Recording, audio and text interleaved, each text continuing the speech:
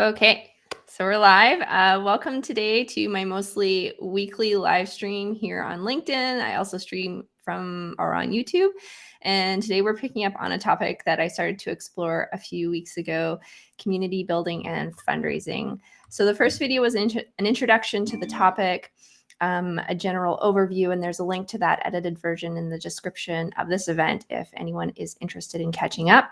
But in a nutshell, as fundraisers and leaders in the nonprofit space, where we know that nurturing relationships is essential to the success of fundraising and also a part of this thing that we broadly call community building. So I wanted to take a closer look at exactly what we mean by that and also what this looks like in a smaller nonprofit with limited resources, because I find that it's kind of a catch-all phrase that we throw around and not really think too much about what it means.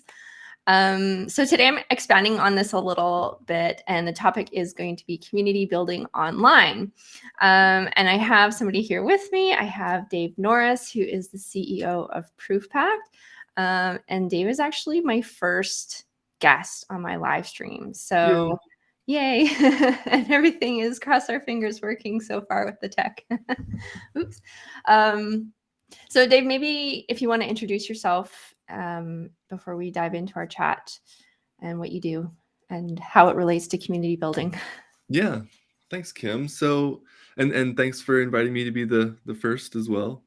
Um, and so yeah, thanks for the introduction. I am Dave Norris, the founder and CEO of ProofPact, and we help nonprofits collect, social proof and engage their community members in unique and creative ways, and as well as get that socialize that social proof as well.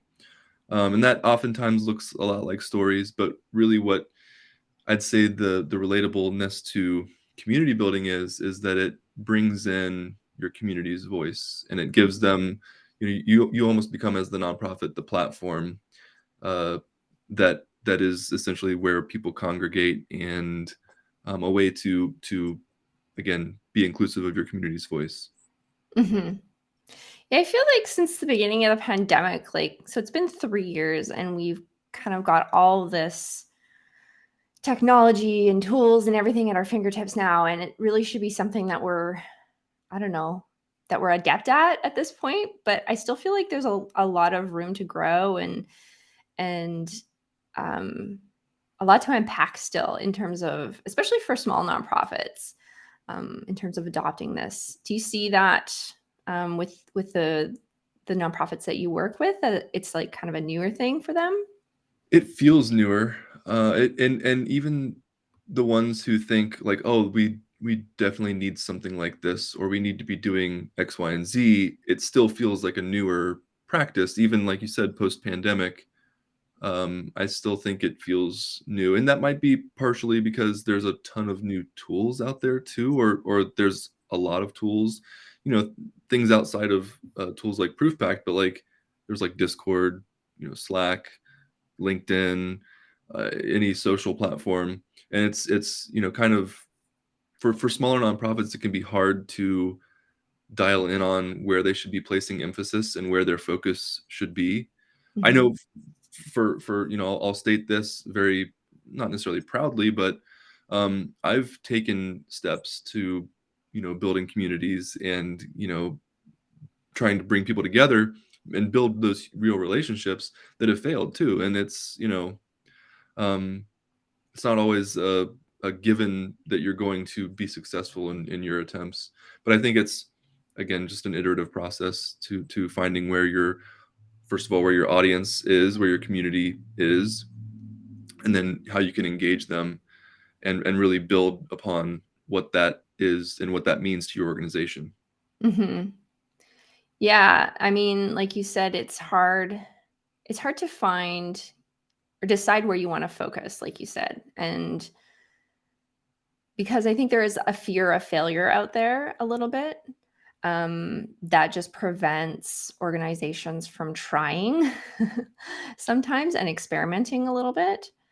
Yeah. Um, but So usually when I do these lives, I have three sort of big questions that I like to focus on in terms of every topic. And we started on the first one a little bit, but let's go into it a little bit more. Is Sure. why this is important. Well, what is it and why is it important? So when we talk about community building online, and you mentioned Discord and Slack and some of these things,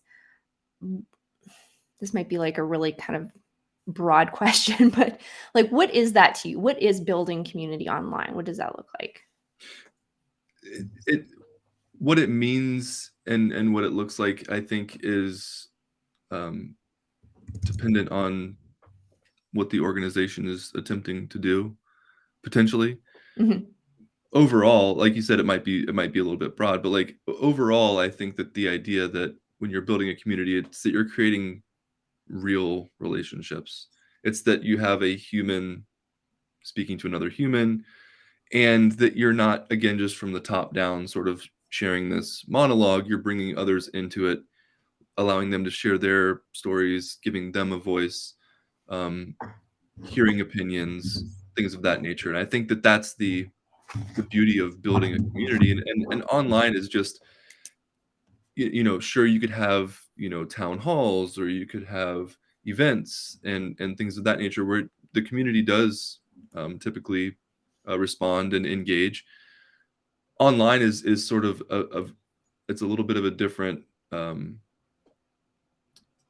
let's say, platform, I suppose, in that when you are building a community online, you have much more potential to engage more regularly. And I think that might also be a fear in terms of time spent mhm, outside of even focus. But it's the idea that when you do build a community online, that you have easy access into that community.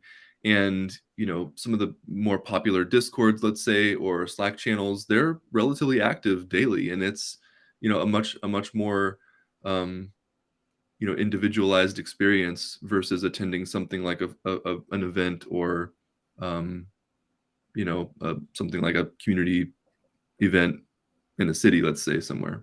mhm. Yeah, that's a good point. Like that it feels more personal, right? When you have somebody responding to your comment or kind of lifting something up online. Um, yeah, I wonder if it's kind of meeting people where they are, like especially sort of the younger demographics that are Mhm. also donors. Um, like And we're most of seeing, the online donors, right? Like, that's, millennial, Gen Z, yeah. yeah. Yeah, because I mean that's sort of a tenet of fundraising is you need to meet people where they are. And we're seeing this shift, right? So I wonder if that's kind of like part of the urgency behind these strategies a little bit. It absolutely is. I think that, that's the when someone embarks down this, let's say, on this journey of creating a community online, and then, you know, providing the necessary investment and time into actually cultivating it. Mhm, I think that that's exactly it. It's there is a little bit of an urgency, and maybe that's some of the fear too, is that there's not to say everything is a fear, but just giving both sides, that it might not, that there is some time involved here. But I think, that if you're able to approach this in a way that is strategically sound and reasonable for your small, let's say, to mid-sized organization, um, or maybe you're a solo founder, I think that that could be, um, very it's also approachable, and mhm. it's doable. So, I don't want to paint the picture that there's all these fears. I'm just thinking in my mind, like, why aren't more people doing this? And as someone who provides services to nonprofits, not actually working inside of a nonprofit, I think I know why, and I hear various reasons, but you know, Yeah. And so, like, in terms of specifically what it is that we're talking about, like, does it mean starting up a Facebook group or a Slack channel? Or, like, what are people doing? What are organizations doing that are well, really I think that you said it best: meeting people where they are. Um, and so I think that a lot of what this looks like, is it comes in different shapes and sizes, right? So there's some very active Discord channels out there. Mm-hmm. Uh, I will say this, that not many people are familiar with Discord. Let's say more people I think are familiar with Slack. There's also a lot of um, very active Slack channels out there for nonprofits. Um, and but it to your point, it could look like a Facebook page. It could look like um, you know, a joint chat somewhere on LinkedIn. You know, like it could be um, in the form of a newsletter potentially, right? It could take many different shapes and sizes. I think what works best is probably a combination of a couple things or a few things.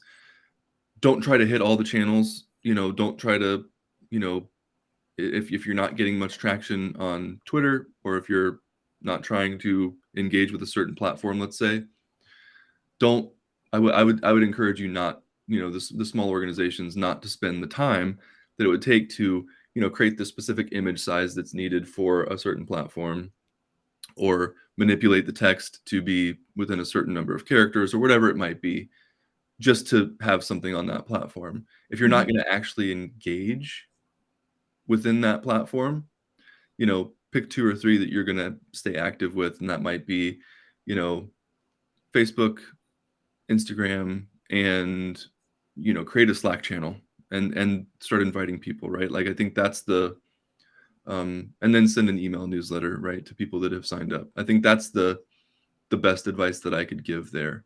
I mean, Mm-hmm. outside of being inclusive of the community's voice, which is, I think, the underlying theme or reason as to why you would do something like this. Open up these channels to bring people together. Yeah, I mean, the advice sounds, it sounds like something that I've heard myself as like somebody who's working for myself, in terms of marketing and things and just being visible and getting out there. But I think there's probably the secret sauce is that engagement piece, right? Like the two-way conversation and not just kind Mhm. of like blah, like putting your word out there and not listening, Right. right? Yeah. Yeah, that you said secret sauce, like that is the secret sauce. Mhm. When an organization is working through people versus working or presenting to people, it's a lot better. It's well received when it's relatable, and Mhm. it's only going to be relatable if it's coming from a human or another human from the community. Um, and I say that because people don't interact with brands the same way that they did, you know, even 5 years ago or 10 years ago, 20 years ago. Um, in that even brands are working more through creators, let's say now, content creators more now than ever. And you rarely ever see a brand saying, "Oh, you need this because of X, Y, and Z." You are more likely to hear an individual or another human saying, "I'm using this product because I needed it for X, Y, and Z." And then you're likely to say, "Oh, they're using it. Like I like that person. I'm going to go use that too." Mhm. And so some of it might be subliminal, but um, you know, I if you're ever feeling intrigued, next time you're watching YouTube or something, just kind of sit there and think, you know, how many products have I seen in the last, you know, 4 videos that I've scrolled through? You'll find a lot. Yeah, that social aspect is huge, right? Like being able to talk about it, like not just within the community of the organization, but also within your own network too, right? Mhm. So kind of, I guess, having those the ability to advocate and be an influencer yourself, right? Yeah, and it strengthens the community too. Like you said, internally, that is one of the actions that leads to building a stronger, more tight knit community. That, by the way, as a result, is visible to people on the outside too. So there's an awareness aspect to this as well. Like when things are going well and when you have a community that's active, other people are going to hear of it because it's, you know, word of mouth, right? Things of this Mhm. nature. You know, obviously the social aspects of it, the word spreads, and other people want to get engaged as well because they find that they can relate to, the person that is suggesting that maybe others join. I think that's the beauty of it, is that there is, maybe not at first, and again, there is some work to be done to curate and make sure that this is a stable, foundation for a community. And again, that comes in all shapes and sizes, but you pick the certain networks that you want and the platforms that you want to actually, um, build with, and you go and build your community. There's an awareness, um, that inevitably will happen, an awareness piece that will inevitably become, apparent once it reaches a certain size, and people are actually engaging and enjoying themselves, right? I think that's the beauty of it all. And then in terms of fundraising too, like that's the first step of fundraising is that awareness piece and building up the relationship. And like community building is relationship building, right? So Yeah. it's I think it's two pieces that a lot of nonprofits, just like the smaller ones especially, don't invest a lot of time and resources in. And Yeah, and maybe they can't, yeah, yeah. or don't feel that they can. Yeah, and maybe that kind of is a good way to lead into the next question that I like to address, which is how this is a superpower for small nonprofits or smaller shops. Yeah, I think, as a perfect segue, the word awareness is everything here, because, if your intent is to, you know, do better by your community, to engage with more meaningful ways, and with more meaningful content, um, it is all about bringing in those like-minded individuals who, can really lead the charge, and be that mobilized community that you need to actually make a difference for your organization. And that reflects in, potentially more, in this case, because it is online, and demographically speaking, that probably means more monthly donations as a result. And there's a lot of organizations out there doing similar things. One of the staples that people like to talk about is, Charity Water. Another one that I would suggest is also doing a very good job at this is Chive Charities. Like, there's definitely ones out there doing this really well. Those are larger organizations, though, of course, that have resources, staff, and things of that nature. But it can be done on a smaller scale, Mhm. and be even potentially feel more connected and more personalized, and again, bringing those like-minded individuals together.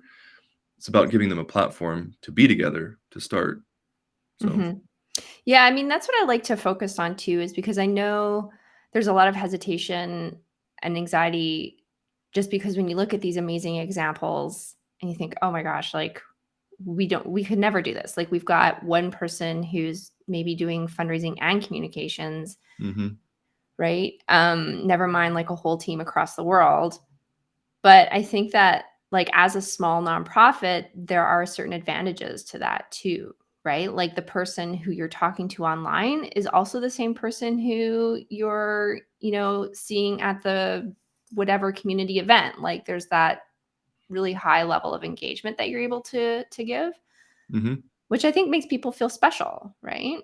It does. Yeah, Mhm, it's that personalization. I think we're entering, a period, specifically online, where personalization is everything. If it's not personalized, or if, my first name in the email has 2 capital letters in it or something, odd, um, people are gonna get turned off very easily. So it's, really important to have something that's personalized, customized.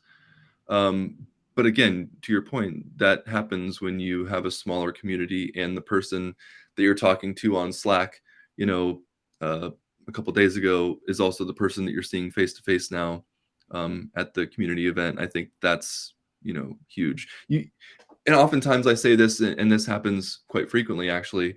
Um, just a couple weeks ago, I met with someone in person who I had only ever met on LinkedIn, and, we talk on LinkedIn, we've had direct messages, we've had, comments on each other's posts, and so on and so forth. You feel like you know this person, right? And maybe you haven't even had a video call with them yet, but you feel like you know this person just because you've been interacting so much. And so that said, things like asks, potentially that was like an in-person event that was a fundraising event. Asks seem much more natural and approachable than if it's a little more cold, right? Mhm. Nobody likes the cold email. Um, certainly nobody likes um, an ask when you don't know who's asking or potentially what's on the other end of this, right? I think everyone has had experiences there, and so yeah, I think it's definitely a critical component to any community is being able to say like, oh, this person, I know this person, right? Yeah, I mean, I think people are just really starting to realize the power of that, and I can't remember the term for it. The Where you feel like you have a relationship with someone, but you've never actually met or interacted with them in real life. Yeah, it's a little bit. I don't know the exact term either, but it's like a little almost like deja vu sometimes, where Yeah, you're sitting there with this person and you feel like you've had these experiences before, but maybe it's only ever been online. yeah. And there's still people like you and I have never met in person before, but we've interacted direct messages on LinkedIn, chatted before in video calls. And you truly feel like you get to know someone, but you've never met in person. It's all been virtual. Mhm. Maybe I'm Yeah. making a strong case for the metaverse. The metaverse is also another platform that could be used to bring um, maybe, let's say, younger generations into the fold, Hmm. to where the integrated solutions, as far as I'm fairly certain that there's at least a few platforms out there that have um, fundraising tools for things like the metaverse and Web3 and so on and so forth. So, if that's your demographic, go for it. Yeah. Oh, wow. I have not even begun to dip my toes in that. Yeah, it would take some time to unpack all that, but Yeah. that's a reality, and so is augmented reality as well. They're both very real. They're just different mechanisms. Hmm. Okay, so yeah, I really think that building community piece, this intentional building community piece is definitely like something that smaller shops can do effectively. And it sounds like the benefits can be huge if it's something that you do focus on. I think a lot of people, one of the biggest barriers for any strategy that's fundraising or community building or whatever it is for small nonprofits is that time piece. So I wonder, I have some thoughts on this, but I wonder if you have any suggestions on how to be intentional about it and build it into your schedule if you're just one person or two people. Yeah. You said this earlier too, like you've been told certain things, and as a founder who's, solopreneur, if you will, um, you have to approach things very strategically. Your time is important. You can't spend a ton of time doing any one particular thing because you have so many things to do. Same rules apply for, let's say a solo founder at a nonprofit. I, I would suggest that you spend some time listening. And what I mean by that is, don't just dump all your attention into the buckets of Discord and Slack. And that this is where I've seen failures myself before. I've spent too much time and placed too much emphasis on one thing where, people don't necessarily want to be there, or maybe they're just not there that much. And, um, as a result, you don't see the engagement. And so spend some time listening. I wouldn't suggest sending surveys for this sort of thing, but individually talk to people that are close to your cause and are already in your community and find out what they would appreciate. Once you know those things, then you know that people that are like them will also appreciate those things, and you can go out and implement certain things. Again, place your focus on a couple different platforms. And I think that's, again, because you've taken the time to listen to someone on an individual basis, they've given you their feedback, you're now implementing that. They feel good because they've been a part of this decision-making process. You're data informed, right? And now you're going forth and making it happen. Mhm. What are your thoughts there, Kim? Yeah, I always like to build on what teams are already doing. So looking at what you're already doing really well and what you've already put into your schedule. And so kind of piggybacking on that. So a lot of nonprofits have a newsletter, but they maybe don't have like an engagement piece to that communications. So I think it's just a matter of like tweaking some things a little bit, right? So Mm-hmm. that you're kind of like knocking it all out with one thing. That's what I like to do as well Yeah, myself. that iterative process really does work, and it gets you incrementally closer toward or to to the final objective that is ultimately a community building practice that works for your organization or an Mhm. organization. Okay. Cool. So we got through our three big questions. Is there anything else you want to mention before we wrap this up? Hmm. What's been top of mind for me lately is AI, and I have a second business that works with AI and providing AI Mhm. to nonprofits for various reasons, ethically, and with the idea that um, governance is important as well. But I'll just say, don't be scared of that as you approach the community building aspects. Not to say that there should be at all any circumstance where you replace a human to human interaction with an AI to human interaction necessarily, Mm. but don't be too scared of it because there are ways to ensure that.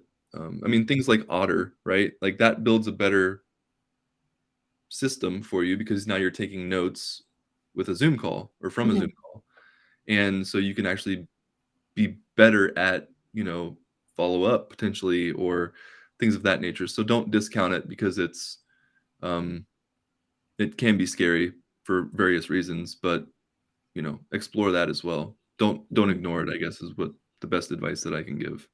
Yeah, I feel like that's sort of like the theme this week across a lot of the news sources that I engage with is just like don't be worried, be aware, test it Yes. out, but don't kind of like dig your head in a hole and ignore it because that's going to cost you in the end, right? Yeah. Yeah. Yeah. And it can really help large organizations, but it can Mhm. also really help small organizations for different reasons. And there's different use cases. And I think it's again just being aware.